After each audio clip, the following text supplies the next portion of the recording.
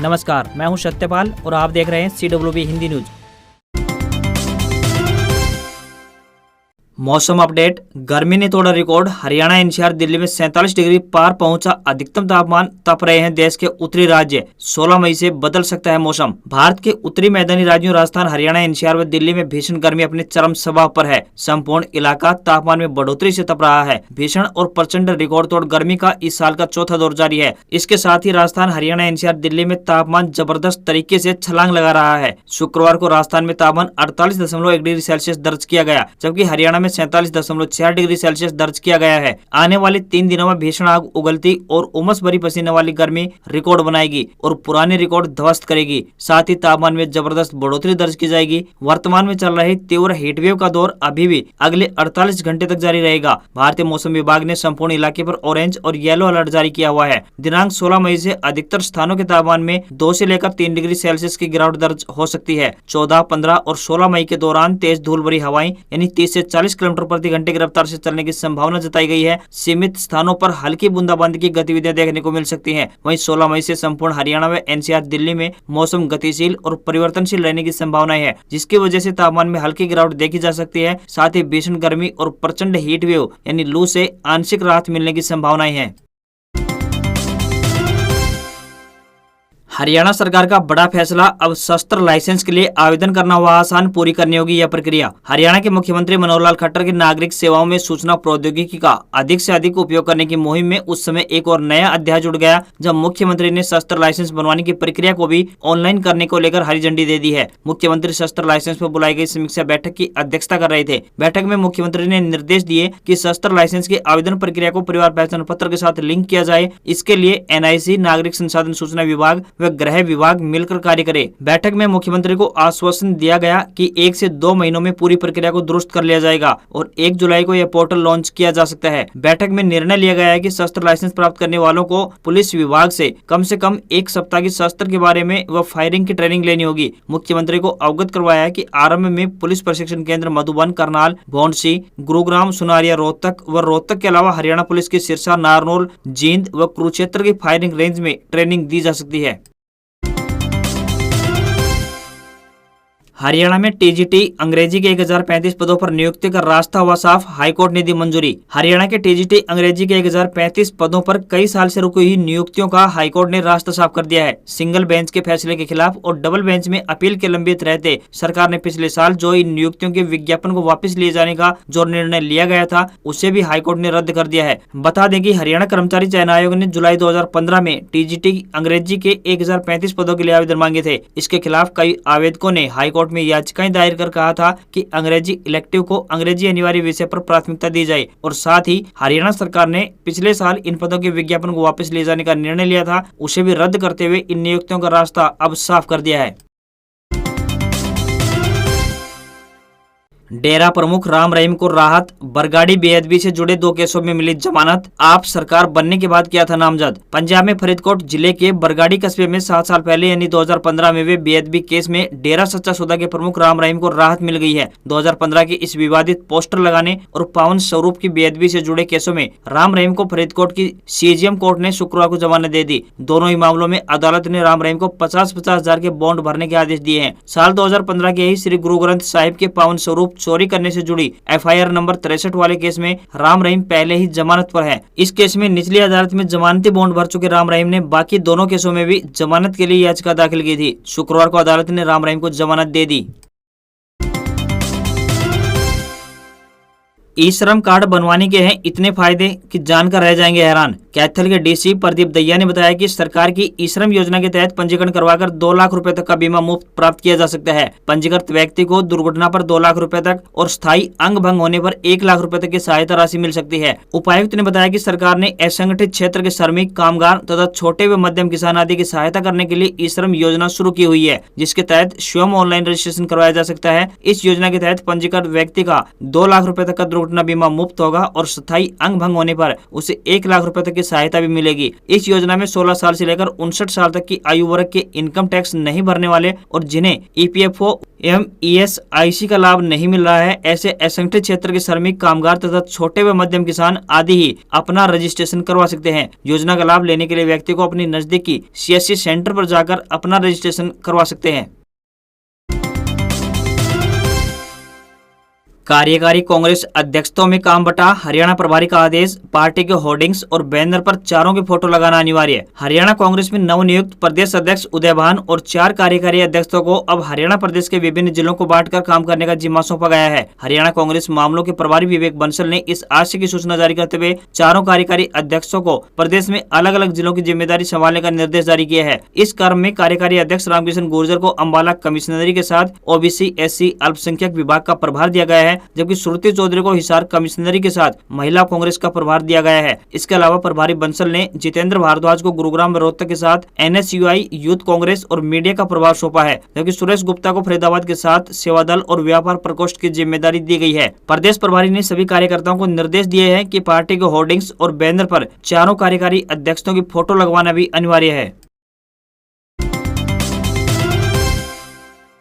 2015 में हुई थी अंतिम सेना भर्ती, अब ओवरेज हो रहे हैं हरियाणा के लाखों युवा। महेंद्रगढ़ जिले में अंतिम सेना भर्ती साल 2015 में नारनौल शहर के अंदर हुई थी। उसके बाद भर्ती का अकाल पड़ा है। इसके बाद 1-2 साल बाद दूसरे जिले में चली सेना भर्ती में यहाँ के युवाओं की भागीदारी रही है। 2 साल से कोविड महामारी की वजह से हजारों युवा ओवरेज हो चले हैं। हाल फिलहाल भर्ती की तैयारी कर रहे हरियाणा में लाखों युवाओं को भविष्य ओवरेज होने का डर भी सताने लगा है। इससे युवाओं में आक्रोश है। प्रदेश में सेवारत सैनिकों, पूर्व सैनिकों और उनके आश्रितों की संख्या करीब 19 लाख है। हर साल 6000 से ज्यादा युवा अपने दम पर सेना में एंट्री करते हैं। प्रदेश में सबसे ज्यादा जवान देने वाला जिला रेवाड़ी है। अभी रेवाड़ी के 25,000 युवा सेना में है। इतना ही नहीं, हरियाणा ने देश को जनरल VK सिंह और जनरल दरबीर सिंह सुहाग जैसे पराक्रमी 2 सेना अध्यक्ष भी दिए हैं। नई भर्ती नहीं निकलने की वजह से आसपास के जिला में करीब 5 लाख ऐसे युवा होंगे जो ओवरेज हो चुके हैं। सरकार से मांग है कि ऐसे युवाओं को स्पेशल छूट दे और सेना भर्ती जल्द से जल्द निकाली जाए।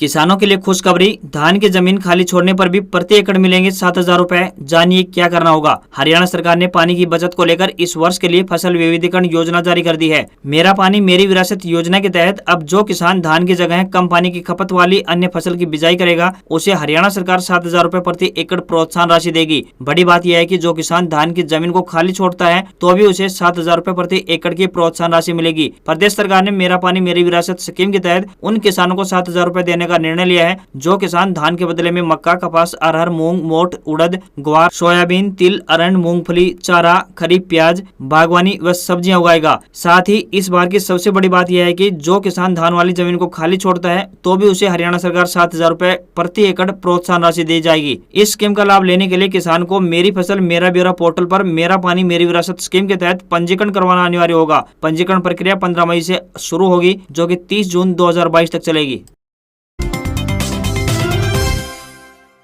राज्यसभा की 57 सीटों के लिए 10 जून को वोटिंग। हरियाणा की 2 सीटों के लिए होगा चुनाव। चुनाव आयोग ने राज्यसभा की सीटों के लिए चुनाव का ऐलान कर दिया है। चुनाव आयोग के मुताबिक 15 राज्यों की कुल 57 राज्यसभा सीटों पर 10 जून को मतदान होगा। इन सीटों पर उत्तर प्रदेश काफी अहम है क्योंकि यूपी की 11 सीटें खाली हो रही हैं जिन पर राज्यसभा चुनाव होने हैं। केंद्रीय मंत्री मुख्तार अब्बास नकवी, कांग्रेस नेता अंबिका सोनी, जयराम रमेश, कपिल सिब्बल और बहुजन समाज पार्टी के सतीश चंद्र मिश्रा उन सदस्यों में शामिल है जिनका कार्यकाल समाप्त होने जा रहा है। इन सदस्यों का कार्यकाल 21 जून से लेकर 1 अगस्त के बीच समाप्त हो जाएगा। इनमें आंध्र प्रदेश की 4 सीटें, तेलंगाना की 2 सीटें, छत्तीसगढ़ की 2 सीटें, मध्य प्रदेश की 3 सीटें, तमिलनाडु की 6 सीटें, कर्नाटक की 4, ओडिशा की 3, महाराष्ट्र की 6, पंजाब की 4, राजस्थान की 4, उत्तराखंड की 1, बिहार की 5, हरियाणा की 2 सीटों पर मतदान होगा। नामांकन पत्रों की जांच की तिथि 1 जून निर्धारित की गई है। वहीं नाम वापस लेने की अंतिम तिथि की बात करें तो 3 जून है। सभी 57 सीटों पर 10 जून को सुबह 9 बजे से शाम 4 बजे तक मतदान होगा। वोटों की गिनती 10 जून को शाम 5 बजे होगी। राज्यसभा में हरियाणा से 2 सांसद सेवानिवृत्त होने जा रहे हैं। इनमें एक नाम है सुभाष चंद्रा और दूसरा नाम है दुष्यंत गौतम का। दोनों ही भाजपा की ओर से चुनकर भेजे गए थे। हरियाणा की ओर से राज्यसभा में सुभाष चंद्रा और दुष्यंत गौतम दोनों का कार्यकाल 1 अगस्त को समाप्त होने जा रहा है।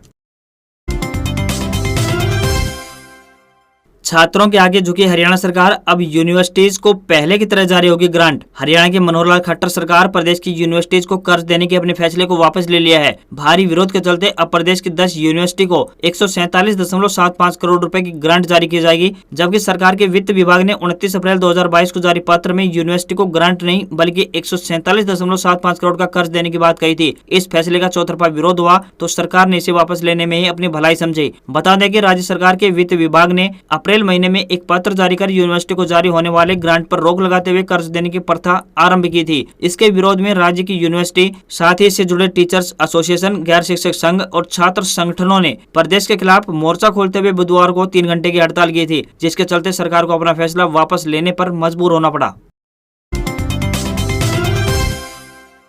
सीबीएसई अपडेट, 10वीं व 12वीं के छात्रों के लिए बड़ी खबर, जानिए अगले साल से कितने टर्म में होगी परीक्षाएं। केंद्रीय माध्यमिक शिक्षा बोर्ड यानी सीबीएसई की ओर से 10वीं व 12वीं कक्षा की बोर्ड परीक्षाओं को लेकर एक बड़ा फैसला लिया गया है। इस फैसले के तहत बोर्ड अगले शैक्षणिक सत्र यानी 2022-23 से पुराने पैटर्न के अनुसार ही परीक्षा का आयोजन करने जा रहा है। मतलब सीबीएसई बोर्ड द्वारा इन परीक्षाओं का आयोजन 2 टर्म में करने की बजाय साल में केवल एक बार ही आयोजित करेगा। बोर्ड से मिली जानकारी के अनुसार परीक्षाओं का आयोजन संशोधित 30% कम किए गए पाठ्यक्रम के आधार पर किया जाएगा। बता दें कि सीबीएसई बोर्ड द्वारा शैक्षणिक सत्र 2021-22 के लिए परीक्षाएं 2 टर्म में आयोजित की गई हैं। कोरोना महामारी की दूसरी लहर के चलते बोर्ड द्वारा यह निर्णय लिया गया था। अब हरियाणा के इन वाहन चालकों पर होगा सीधा एक्शन, गाड़ी होगी इम्पाउंड। हरियाणा में अवैध तौर पर सामान की ढुलाई करने वालों पर शिकंजा कसा जाएगा। जो व्यक्ति टैक्स की पेमेंट किए बिना कमर्शियल वाहन से सामान को ले जाता पकड़ा जाएगा, उसके खिलाफ सख्त कार्रवाई की जाएगी और वाहन को इम्पाउंड किया जाएगा। वाहनों की चेकिंग के दौरान कराधान विभाग के अधिकारियों के साथ पुलिस बल भी होगा। विभाग के जो अधिकारी टैक्स की चोरी के मामले में छापेमारी करेंगे, उनके लिए शरीर पर स्पाई कैमरा भी लगा होगा। हरियाणा के उप मुख्यमंत्री दुष्यंत चौटाला ने चंडीगढ़ में आबकारी एवं कराधान विभाग की एनफोर्समेंट की समीक्षा बैठक की अध्यक्षता की। बता दें कि डिप्टी सीएम, जिनके पास आबकारी एवं कराधान विभाग का भी प्रभार है, ने इस अवसर पर कार्य में लापरवाही बरतने वाले अधिकारियों के खिलाफ कार्रवाई करने के सख्त निर्देश देते हुए कहा कि जो भी अधिकारी नियमित तौर पर टैक्स चोरी करने वाले वाहनों की ईमानदारी से चेकिंग नहीं करेगा, उनके खिलाफ सख्त एक्शन लिया जाएगा। उन्होंने कहा कि जल्द ही कैमरे खरीदे जाएंगे जो कि छापेमारी करने वाले अधिकारियों के कपड़ों में लगाए जाएंगे। इनकी ट्रैकिंग मुख्यालय से सीधी की जाएगी। रीट 2022 अभ्यर्थियों को बड़ी राहत, 46,500 पदों के लिए आवेदन 20 मई तक कर सकेंगे। 2023 में मिलेगी नियुक्ति। शिक्षा विभाग द्वारा 3rd ग्रेड टीचर्स भर्ती के लिए आवेदन की तारीख शुक्रवार को आगे बढ़ा दी गई है। 46,500 पदों पर होने वाले शिक्षकों की भर्ती के लिए अब अभ्यर्थी 20 मई 2022 तक ऑनलाइन आवेदन कर सकेंगे। वहीं 23 से 25 मई तक अभ्यर्थी ऑनलाइन आवेदन में संशोधन कर सकेंगे। इसके बाद 23 और 24 जुलाई को भर्ती परीक्षा का आयोजन किया जाएगा, जबकि दूसरे चरण में टीचर्स के सिलेक्शन के लिए एक और परीक्षा आयोजित की जाएगी। इस परीक्षा में पात्रता परीक्षा पास कर चुके अभ्यर्थी ही आवेदन कर सकेंगे। राजस्थान में 3rd ग्रेड टीचर्स के कुल 46,500 पदों पर भर्ती होगी। इनमें लेवल 1 की बात करें तो 15,000 और लेवल 2 के 31,500 पद शामिल हैं। 23 और 24 जुलाई को आयोजित होने वाली पात्रता परीक्षा का रिजल्ट इसी साल सितंबर तक जारी कर दिया जाएगा। लेवल 1 और लेवल 2 दोनों की परीक्षा 300 नंबर की होगी। इसके लिए उम्मीदवार को 2 घंटे 30 मिनट का वक्त दिया जाएगा। रूस यूक्रेन जंग अपडेट्स, खार्किव से पीछे हट रही है रूस की सेना। 17 मई से कीव से दोबारा काम शुरू करेगा भारतीय दूतावास। रूस यूक्रेन जंग 2 महीने से जारी है। अब तक रूसी सेना यूक्रेन पर कब्जा करने में नाकाम रही है। यहाँ उन्हें काफी नुकसान हुआ है, जिसकी वजह से उन्हें कई इलाकों में पीछे हटने के लिए मजबूर होना पड़ रहा है। वहीं भारतीय विदेश मंत्रालय ने कहा है कि वह 17 मई से दोबारा कीव के दूतावास से काम करना शुरू कर रहा है। रूस से जंग शुरू होने के बाद दूतावास को 13 मार्च से अस्थायी रूप से वार्सा, पोलैंड में शिफ्ट कर दिया गया था। राजधानी कीव के बाद अब रूस के सैनिक यूक्रेन के दूसरे सबसे बड़े शहर खार्किव से पीछे हट रहे हैं। एक दूसरी खबर की तरफ नजर डालें तो जापान 20 मई के बाद रूस को हाईटेक सामान उपलब्ध नहीं करवाएगा। दूसरी तरफ बीते दिन संयुक्त राष्ट्र मानवाधिकार परिषद यानी UNHRC में यूक्रेन के मानवीय संकट को लेकर वोटिंग की गई। 47 में से 33 देशों ने रूस के खिलाफ वोट किया, जबकि भारत और पाकिस्तान समेत 12 देशों ने वोटिंग से परहेज किया। वहीं चीन और इरिट्रिया ने रूस के सपोर्ट में वोट दिया। नौकरी की बात, कर्मचारी चयन आयोग ने दिल्ली पुलिस में हेड कांस्टेबल के 554 पदों पर निकाली भर्ती। उम्मीदवार 16 जून तक करें आवेदन। कर्मचारी चयन आयोग ने दिल्ली पुलिस में हेड कांस्टेबल के खाली पदों पर भर्ती के लिए एक शॉर्ट नोटिस जारी किया है। इन पदों के लिए उम्मीदवारों को SSC की वेबसाइट ssc.nic.in पर जाकर ऑनलाइन आवेदन करना होगा। इस भर्ती के लिए आयोजित की जाने वाली परीक्षा, जरूरी योग्यता और आवेदन प्रक्रिया की पूरी जानकारी SSC की आधिकारिक वेबसाइट पर 17 मई 2022 को जारी की जाएगी। ऑनलाइन आवेदन फॉर्म 17 मई से 16 जून 2022 तक भरे जा सकते हैं। वहीं योग्यता की बात करें तो मान्यता प्राप्त संस्थान से 12वीं पास होना चाहिए। टाइपिंग नॉलेज जरूरी है। इन पदों के लिए आयु सीमा कम से कम 18 साल और अधिकतम 25 साल होनी चाहिए। अधिकतम आयु सीमा में SC ST वर्ग के उम्मीदवारों को छूट दी जाएगी। आज खबरों में बस इतना ही। देखते रहिए CWB हिंदी न्यूज। नमस्कार।